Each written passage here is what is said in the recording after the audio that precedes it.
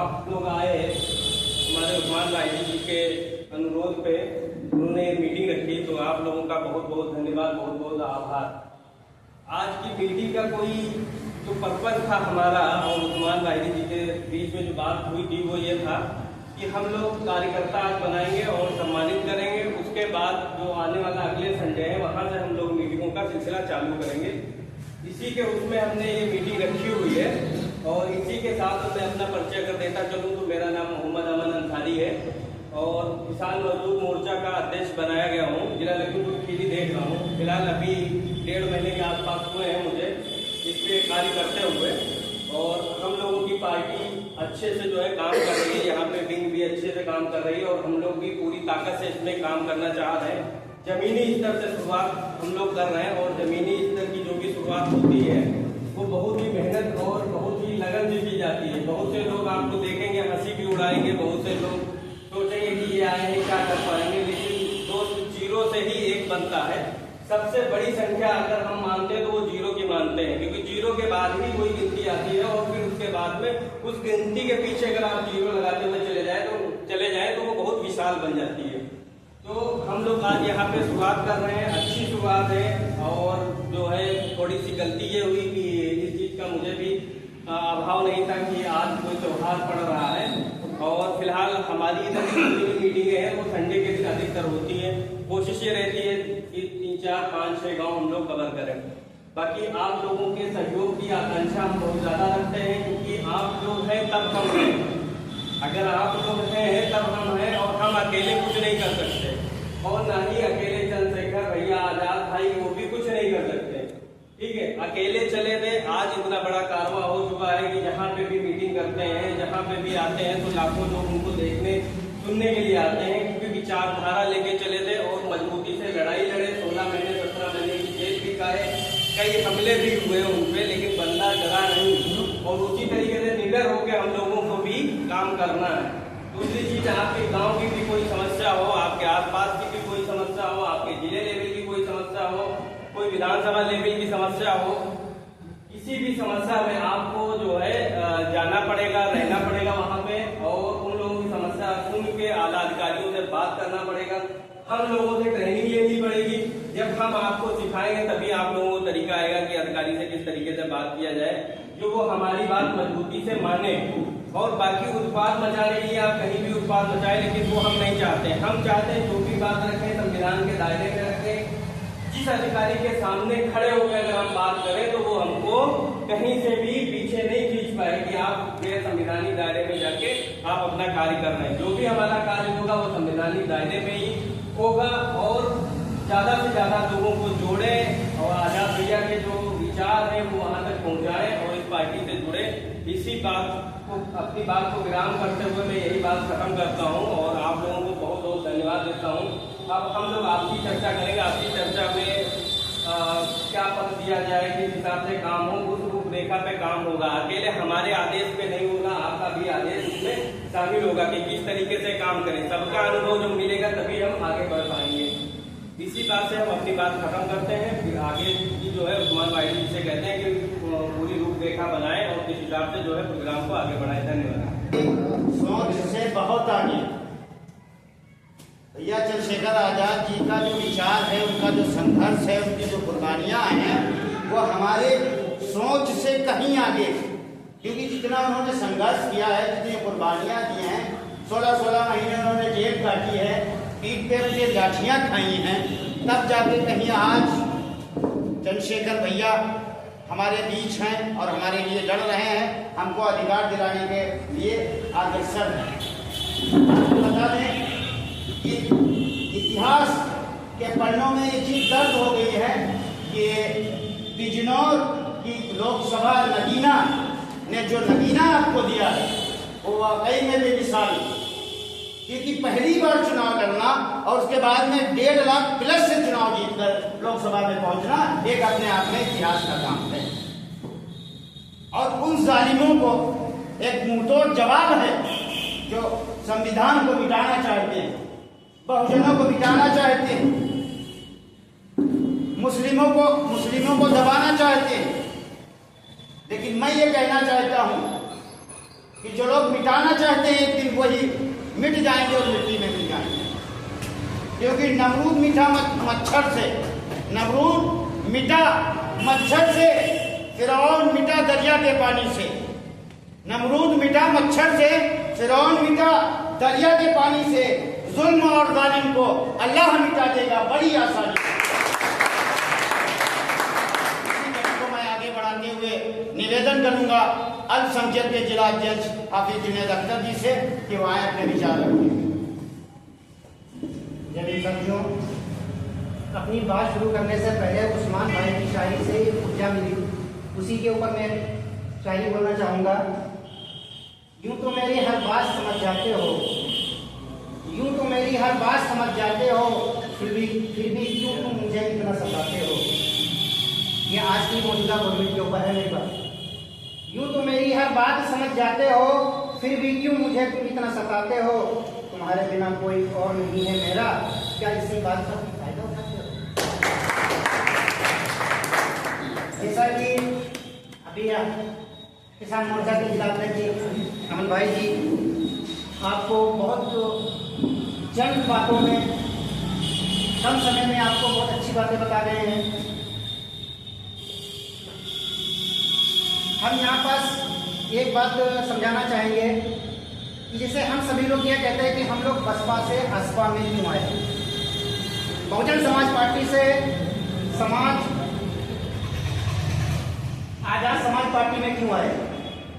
Bahujan Samaj party का जनाधार बसपा की राजा से जनाधार क्यों घट रहा है।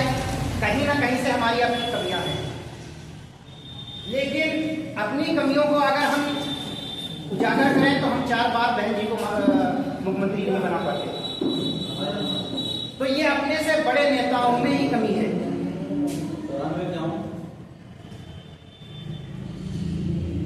तो उस बात पे हम ज्यादा नहीं जाना चाहेंगे, क्योंकि हर आदमी उगते सूरज को नमन करता है। हम उसके साथ में हैं जो आज मेरे साथ में है। जैसे कि इस टाइम पे यूपी के अंदर कोई हादसा हो रहा है या कोई बात हो रही है तो ना अखिलेश यादव बोलने के लिए आते हैं, ना बहन जी बोलने के लिए आते हैं। सबसे पहले आजाद भाई आता है। वो अपने लिए नहीं, अपनी जाति फायदे के लिए नहीं आते हैं, बहुजन के लिए आते हैं। चाहे वो एक बात और यहाँ पास याद आ गई, बोलते चले। जैसे कि इस टाइम देख रहे हैं इंस्टाग्राम पे जो है कोई बड़े अधिकारी बड़े लेवल पर जाता है, हम आप जो है हिंदू मुस्लिम की लड़ाई लड़ने के लिए आ जाते हैं। जैसे कि अभी बहराइच में हादसा हुआ है, गोपाल साथ का हुआ बेचारा, उसको नमन करते हैं। लेकिन वहां पास उस भीड़ में अगर एक भी नेता का बेटा हो तो उनको कोई बताए, उस पर कोई नहीं बोल रहा, कोई नेता नहीं बोल रहा, कोई अधिकारी नहीं बोल रहा। हर मुंह में सब रखे हुए हैं, बोलेंगे नौकरी जाएगी, नेता बोलेगा इलेक्शन जाएगा। लेकिन एक ऐसा व्यक्ति, एक ऐसा मर्द है यूपी के अंदर जिसने उस आवाज को उठाया कि जो दोषी हैं सिर्फ उन्हीं के ऊपर कार्रवाई होना चाहिए, सबको ना परेशान किया जाए। क्योंकि वहां पर जो दुकानें मकानें फूकी है वहां पर कोई मुस्लिम भी की नहीं फूकी है, उसमें गैर मुस्लिम भी फूकी है। एक होंडा एजेंसी भी फूकी है जिसमें बहुत सारी गाड़ियां फूकी हैं। कोई जरूरी नहीं कि वहां पास जो नुकसान हुआ उस लाइन में 100-150 मकान फूके गए, 100-150 लोगों के जो है घर गिरा दिए गए या उन पे जो पथराव हुआ है तो वो मुस्लिम ही है, ऐसा नहीं है। तो क्यों नहीं वहां पर बात की जा रही है। दूसरे पढ़ाई का सुना है आप लोगों से कि रात में कहीं अंतिम संस्कार आप लोगों में होता है। फिर यहाँ गोपाल मिश्रा की जो है 5 किलोमीटर मरघट और हर चीज अंतिम संस्कार घर करीब था, लेकिन 5 किलोमीटर यात्रा निकाली गई। क्यों? भड़कावा देने के लिए, एक बार भड़कावा देने के लिए, हिंदू मुस्लिम भड़कावा देने के लिए। हमको आपको समझना होगा, सोचना होगा कि हम कहां से यूपी में कमजोर हैं। अगर वैसे कोई बात कही जाती है तो हम सब हिंदू मुस्लिम हैं, वोट लेना हो तो हम सब हिंदू हैं। अभी पिछली बार में हमने एक वाकया देखा था, बड़े नेता हैं अमित शाह जी, वो और योगी जी भी एक दलित के घर पे खाना खाने के लिए गए। दलित के घर पे दिखाया गया था, वीडियो को दिखाया गया था। लेकिन अगर दलित के घर पे आप खाना खा रहे हो तो उनको साथ में बैठा के क्यों नहीं खाना खा रहे हो? हम राहुल भाई की अगर दावत करेंगे हम साथ में बैठ के खाएंगे, अमन भाई की दावत करेंगे साथ में बैठ के खाएंगे, हम आप सबकी दावत करेंगे साथ में बैठ के खाएंगे। आप उनके घर पे दिखावा करो कि हम दलित के घर पे खाना खा रहे हैं, लेकिन आप अकेले अपनी सींगी लगवाते हो, अपनी थाली लगवा के खा रहे हो, पता नहीं वो खाना उसके घर का है या नहीं, आप दिखावा कर रहे हैं। क्योंकि उसका वीडियो भी लीक हुआ था, खाना लगने से पहले किसी ने वीडियो उसको बना दिया था, तो खाना भाई को क्या है, उसके घर के बच्चे देखते हुए वो खाने को, हो सकता है आप लोगों ने भी देखा हो। तो भाइयों, मेरा आप लोगों से यही कहना है कि हिंदू मुस्लिम, ये हिंदुस्तान पाकिस्तान फलाना ढिमाका इस चीज पे ना जाएं, अपने वजूद को बचा के रखें, अपने जमीन को बचा के रखें, अपने देश की रक्षा के लिए कायम रहें। ये तो जो है बहुत से राजनीतिक के समय पर एक आंधी आती है, हिंदू हिंदू एक हो जाओ, मुस्लिमों को वोट हमको नहीं चाहिए। हमारे आजाद समाज पार्टी के अध्यक्ष जी का कहना है कि हमको 15 साल हुआ हो तो हमको बता सकता है। हम अपने अपने वर्ग को समझाने की कोशिश करेंगे, और आप लोग अपने वर्ग को ये कोशिश कीजिए समझाने के लिए कि मुस्लिम से अपने को कोई वास्ता नहीं है। आप कहीं भी ऐसे क्षेत्रों में जाइए जहाँ आपके क्षेत्र में आपका वर्ग कम हो, अन्य काश्मीरी यानी पंडित या जो ठाकुर ज्यादा हो, तो आप देखिए आपको घोड़ी से भरा ले जाने को नहीं दिया जाता है। ऐसा डॉक्टर साहब नहीं है, आए दिन ये सूचनाएं मिलती हैं। अगर कोई मुस्लिम वहाँ एक घर हो, 10 घर हो, 20 घर हो, वो नहीं रुकेगा आपको। आप कोई यात्रा निकालिए, वो नहीं रोकता है, ना कोई नारेबाजी करेगा। हम लोगों में भी बहुत से जुलूस निकलते हैं, लेकिन आप लोगों ने देखा होगा कोई जुलूस निकलते हैं, रोड पर निकलते हैं, लेकिन किसी के ऊपर कोई आपत्ति नहीं ना, या उनका नाम लेके कोई गलत बात नहीं बोलेगा। ये जो बहराइच वाला कांड हुआ, उसमें आप लोगों ने वीडियो देखा होगा कि झंडा लगा हुआ था, वो छत पे चढ़ के गया किनारे से, भाई गए यही है। लड़ाई की जड़ें यही होती है। तो अपने सभी को संवैधानिक रूप में जो बाबा साहब हमको संविधान दे रहे हैं, उस संविधान से हम अपनी इबादत कर सकते हैं, आप अपनी पूजा कर सकते हैं। लेकिन हम सब मेरी 40 दिन की इबादत बेकार है ऐसा नहीं। क्योंकि अगर पड़ोसी मेरा मुस्लिम पड़ोसी के साथ में कोई भी व्यक्ति रहता हो, कोई भी धर्म का रहता हो, अगर उसके परिवार में पड़ोसी उसका जो है अगर भूखा सो गया, तो हम लोगों का इबादत और खाना सब बेकार है, जब तक पड़ोसी अपना खाना नहीं खाओगे। हम लोगों को वो धर्म समझता है। तो इस लिहाज से ज्यादा बात ना करते हुए आज सदस्यता लेने की बात है, अपनी बात को खत्म करता हूँ। अगर मेरे कहने सुनने में कोई गलती हुई हो तो उसके लिए मैं माफी चाहता हूँ, और अगर कोई प्रश्न हो तो मेरे से पूछ सकते हो, उसकी जो है हम उसका जो है जवाब देंगे। क्योंकि कहने में बात माने बदल गया हो कहीं पास कहने में, और आप लोग आए आजाद समाज पार्टी में आत्महित हो रहे हैं, संगठित हो रहे हैं, बहुत बहुत धन्यवाद। मैं ये चाहता हूँ कि आप लोगों ने बाबा साहब का 3 कॉल थे उसको आप लोग पूरा कर रहे हैं। कि बाबा साहब का कहना था कि शिक्षित बनो, संगठित रहो, संघर्ष करो, तो आप लोग संगठन में आए। आप लोगों का बहुत बहुत धन्यवाद। जय हिंद, जय भारत, जय श्री राम। हमेशा भाईचारे का काम किया, क्योंकि हमारे जो प्रॉफिट थे, हमारे जो नबी थे मोहम्मद रसूलुल्लाह सल्लल्लाहु अलैहि वसल्लम, उन्होंने हमेशा भाईचारे का संदेश दिया और आपस में मोहब्बत का काम करने का काम किया उन्होंने। और हमारी जो संविधान में करता धरता है बाबा भीमराव अम्बेडकर ने, उनकी आजादी उठा करके देख लीजिए, कभी उन्होंने अपनी जुबान से बाबा साहब ने किसी को गाली देने का काम नहीं किया है। पूरी लाइफ में आप देख लीजिए उठा करके, बाबा भीमराव अम्बेडकर जी की लाइफ को कभी भी किसी को गाली देने का काम नहीं किया, किसी को अभद्र कहने का काम कभी बाबा साहब ने नहीं किया, न माननीय काशीराम ने। मैं आप सभी से निवेदन करता हूँ, माननीय काशीराम जी ने जो संघर्ष किया है, बाबा साहब ने जो कुर्बानियां दी हैं, हम उन सभी को मिला करके एकजुट होकर के संघर्ष करें और उनके सपनों को साकार करने का कार्य हम सब मिलकर के करें। और आने वाले 2027 में भैया चंद्रशेखर आजाद जी को उत्तर प्रदेश का मुख्यमंत्री बनाने का कार्य करेंगे। और यहाँ आज प्रण लेंगे कि आने वाले 27 का जब चुनाव होगा तो उस चुनाव में आजाद समाज पार्टी सबसे बड़ी पार्टी बन करके उभरेगी, आप सभी के सहयोग से। अब मैं डॉक्टर साहब का बहुत बहुत है। हम लोगों ने इको गार्डन लखनऊ जा करके कम से कम 10 से 15 हजार बीडीसी भाइयों को लेकर के धरना प्रदर्शन करने का काम किया है। और इको गार्डन के अंदर जब प्रशासन ने वहाँ गेट बंद कर दिया, हम लोगों को आने जाने नहीं दिया, तो सूरत भाई लोगों ने वहाँ हम लोगों ने मिल करके गेट तोड़ने का काम किया है और विधानसभा घेरने का काम किया है।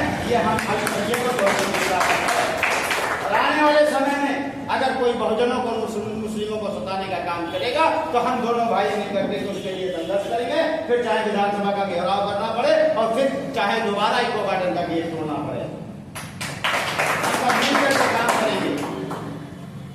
आप सभी का बहुत बहुत स्वागत, बहुत बहुत अभिनंदन।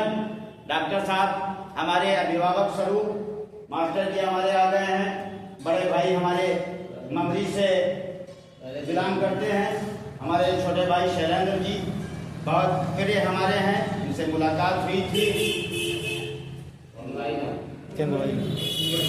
इनका आदेश था कि आज इनके गांव में एक मीटिंग होनी थी, उन्होंने कहा था, मैंने कहा आज आप रहने दीजिए, अगर समय होता है यदि आदेश करते हैं तो आपके गांव चला जाएगा।